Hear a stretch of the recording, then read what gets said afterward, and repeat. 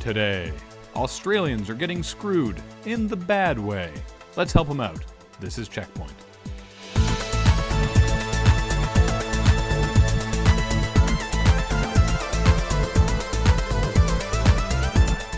Welcome to CheckPoint, now 100% ghost-free. We had ghosts? Shh, they'll come back.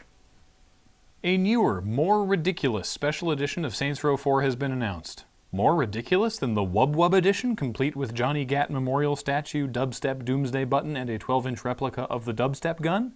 Yes, because this edition comes with all of that, a bespoke velvet bag to keep everything in, and a light-up Perspex rotating display case for the game.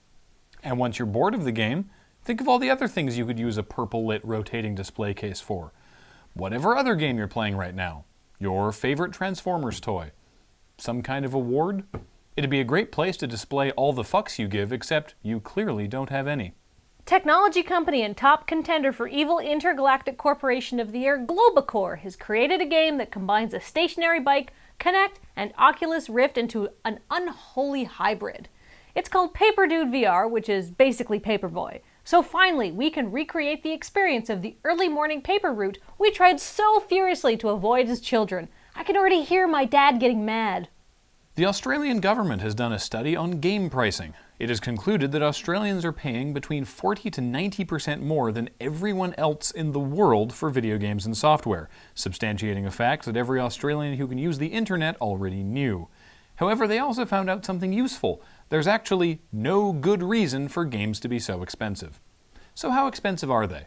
A new game in Australia typically costs between $90 to $100, which means it's almost always cheaper for Aussies to buy their physical games from the UK and have them shipped, rather than just walk down to their local shops.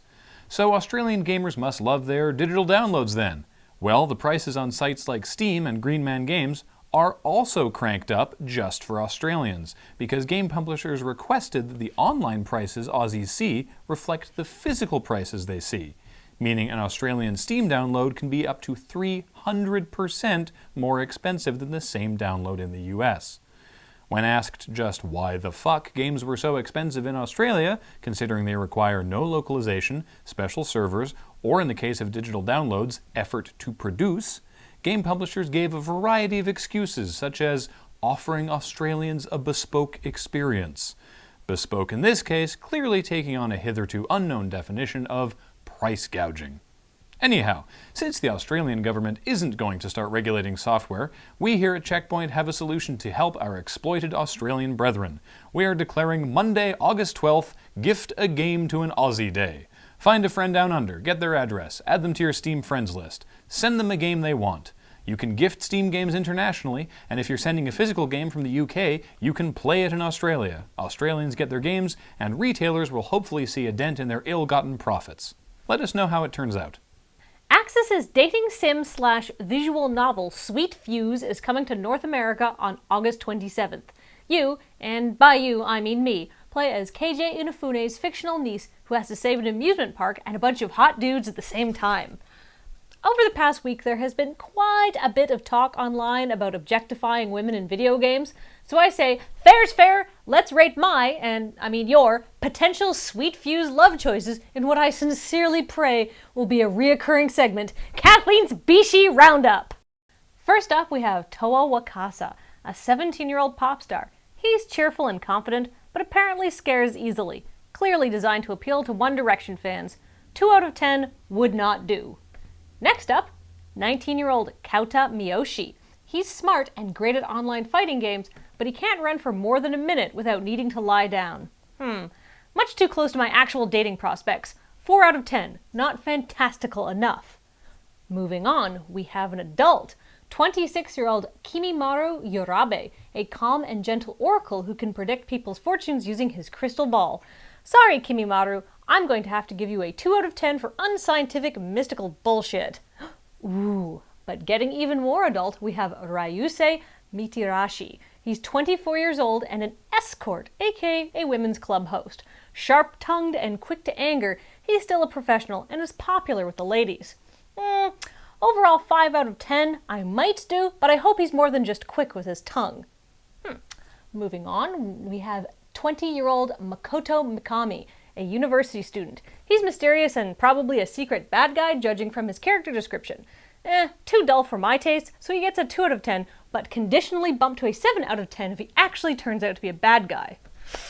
Getting serious, we have 22-year-old Subaru Shido, a police inspector. He's calm, analytical, slightly uptight, and in a suit. 8 out of 10. Officer, I think we need to investigate something over there, behind that shed where we can be alone. Ooh, now we're talking. This is 32-year-old Makoto Uribe. He's a freelance journalist with encyclopedic knowledge, quick wits, and a sweet pair of glasses. 10 out of 10, Makoto doing anything after this. I have a mystery for you to investigate in my panties. And finally, the hottest bishi of them all, 46-year-old KJ Inafune. He's got a great job, apparently owns an amusement park, and always responds to texts. 11 out of 10, can you put me in your next game? Did you just rank all those men purely on their sexual utility? Yeah, it was really easy.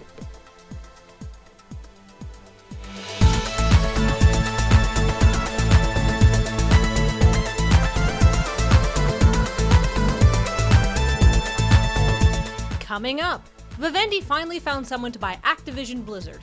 Activision Blizzard? Wait, does that make them an indie now?